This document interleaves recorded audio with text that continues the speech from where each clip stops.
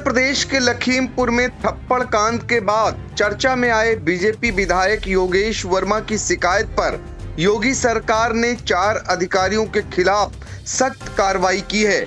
आपको बता दें, इन चारों अधिकारियों पर निलंबन की गाज गिराई गई है, जिनमें एक आईएएस हैं तो 3 पीसीएस अधिकारी हैं। ये सभी अधिकारी लखीमपुर में तैनात रहे थे। उस दौरान का मामला है। अब अलग अलग जिलों में इनकी तैनाती हुई है और इसके बाद अब ये कार्रवाई की गाज इन पर गिरी है।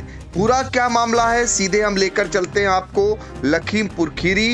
इंडिया के ब्यूरो चीफ श्याम जी अग्नोत्री इस समय फोन लाइन पर मौजूद हैं। श्याम जी, ये जानना चाहेंगे कि जो ये कार्रवाई हुई है वो कौन कौन से अधिकारी थे जिनके विरुद्ध कार्रवाई हुई है और आखिर ये कार्रवाई हुई क्यों, पूरा मामला बताइए। देखिए पंकज जी, बहुत ही गंभीर मामला ये है और इंडिया ने 24 अक्टूबर को ये खबर दिखाई थी, जिस वक्त योगेश वर्मा जो सदर विधायक हैं लखीमपुर में भारतीय जनता पार्टी के, ये एक मामले को लेकर स्कूटी के ऊपर पहुंचे थे और अभी थप्पड़ कांड की जो गर्माहट चल रही थी पूरे जनपद के अंदर, वो थम भी नहीं पाई थी, या यूं कहें कि पूरे प्रदेश में या देश में जो विधायक थप्पड़ कांड की गूंज थी वो थम भी नहीं पाई थी। उसी बीच में 24 अक्टूबर को एक दूसरा कांड हुआ जब स्कूटी पर बैठकर विधायक मास्टर जो नकाहा ब्लॉक के रहने वाले हैं विश्वेश्वर दयाल, ये आरएसएस के भी एक संघ कार्यकर्ता भी रहे हैं, इनको लेके गाड़ी पर गए और इन्होंने सीधे आरोप एसडीएम के सामने लगाया कि 6 साल से ये दौड़ रहे हैं, इनसे 5,000 की घूस ली गई है, वो घूस वापस की जाए और अभी तक इनके जो जगह है, जमीन है, उसकी नपाई नहीं हुई है। इस मामले को लेकर काफी मामला ये सुर्खियां बना, क्योंकि तुरंत ताजा मैटर थप्पड़ कांड का था, वो 9 तारीख का था और 24 तारीख को ये घटना हुई है लखीमपुर खीरी में।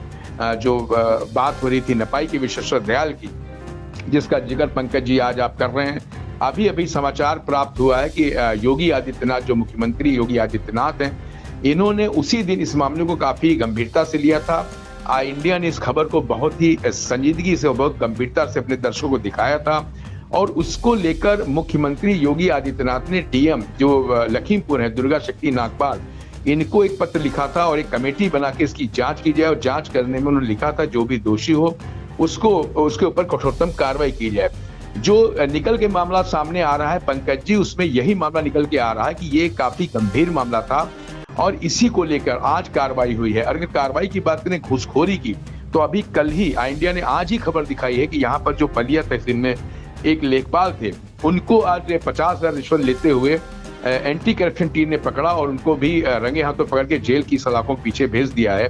साथ ही ये जो मामला अभी निकल कर आ रहा है, जिसके बारे में आप जिक्र कर रहे हैं, इसमें अगर देखा जाए तो आज बहुत बड़ी कार्रवाई सामने आई है और इसमें शासन ने 4 अधिकारियों को निलंबित कर दिया है, राजस्व विभाग से अटैच कर दिया उन लोगों को है।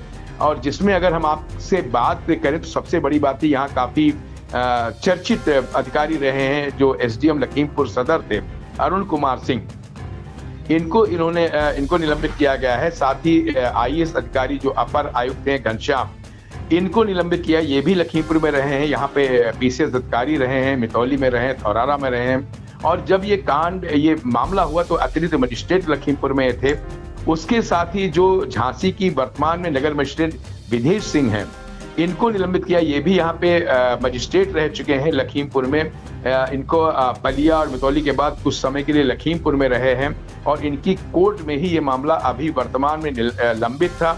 अब ये यहाँ से झांसी पहुंच गए हैं। इसी के साथ साथ एसडीएम रह चुके हैं रेनू, यहाँ पर रेनू एसडीएम रह चुके हैं, ये भी अतिरिक्त मजिस्ट्रेट थे, इनकी कोर्ट में मामला चल रहा था।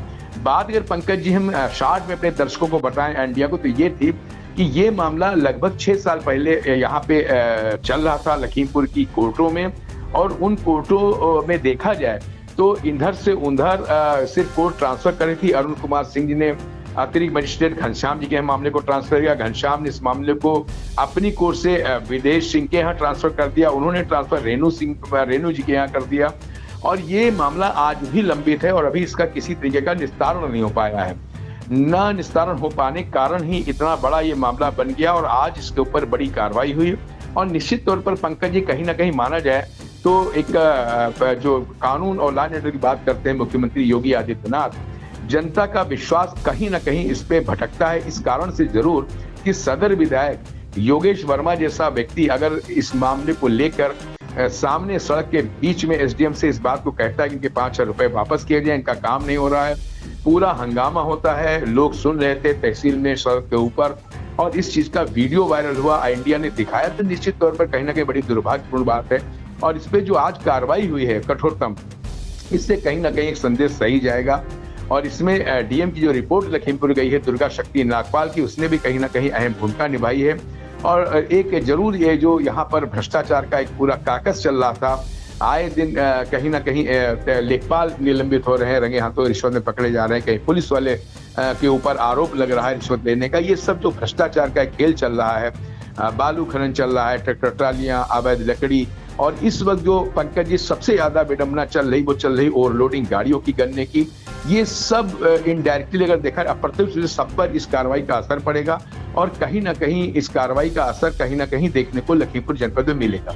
जी पंकज सिंह। और बिल्कुल श्याम जी, देखिए हमको पूरी जानकारी दे रहे हैं, और दर्शकों के लिए बता दूं कि उत्तर प्रदेश में लखीमपुर हमेशा बवाल या किसी मामले को लेकर सुर्खियों में रहता है। और ये बवाल इस बार या ये जो मामला नया आया है, ये कार्रवाई का मामला आया है, जिसमें मुख्यमंत्री योगी आदित्यनाथ ने बड़ी कार्रवाई की है, जिसमें एक आईएएस अधिकारी हैं, अपर आयुक्त हैं लखनऊ मंडल के घनश्याम सिंह, जो लखीमपुर में तैनात रहे हैं पूर्व में, इनको निलंबित कर दिया गया है।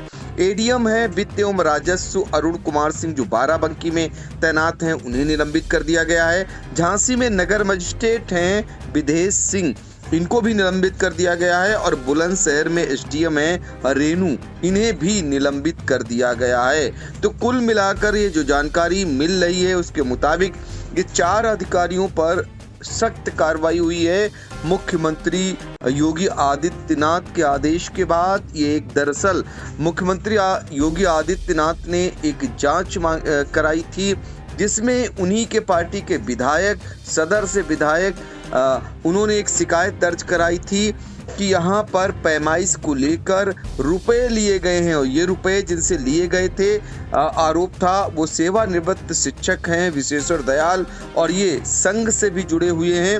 लिहाजा इस स्थिति में स्कूटर पर बैठकर कलेक्ट्रेट पहुंचे थे सदर विधायक योगेश वर्मा, और जब वो कलेक्ट्रेट पहुंचते हैं एसडीएम से लेकर कानून गो नायब तहसीलदार के सामने 5,000 रुपए घूस के वापस कराए जाने की बात करते हैं, तो ये सुर्खियां बन जाता है पूरा मामला मीडिया में।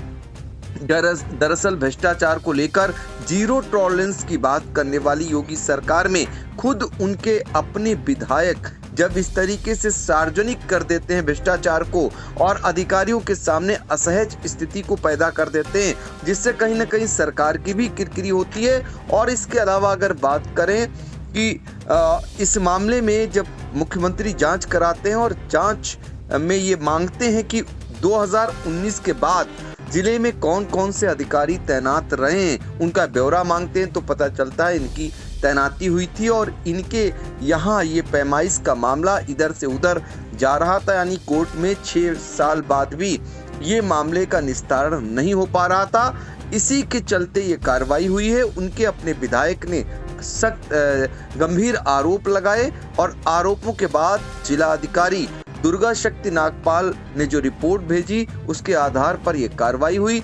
जैसे ही यह कार्रवाई होती है, समूचे उत्तर प्रदेश की नौकरशाही में हड़कंप मच जाता है। कारण यह है कि चूंकि ये सरकार नौकरशाही की सरकार मानी जाती है, और ये कहा जाता है कि नौकरशाही सुनती नहीं है, लेकिन ऐसे मामले में कार्रवाई कर मुख्यमंत्री योगी आदित्यनाथ ने एक संदेश देने का काम किया है कि यदि शिकायत सही पाई गई और शिकायत पहुंचती है तो निश्चित तौर पर इस प्रकार की कार्रवाई होगी। तो फिर से एक बार लखीमपुर सुर्खियों में आ गया, और कहीं न कहीं ये माना जा रहा है कि योगेश वर्मा के मामले को लेकर जिस तरीके से मंच से उपचुनाव में सपा मुखिया अखिलेश यादव उस घटना का जिक्र कर सरकार पर हमला करते हैं थप्पड़ कांड का, तो सरकार को जरूर लगता होगा कहीं ऐसा न हो ये संदेश उनका जो कुर्मी मतदाता है उनमें नाराजगी कर जाए।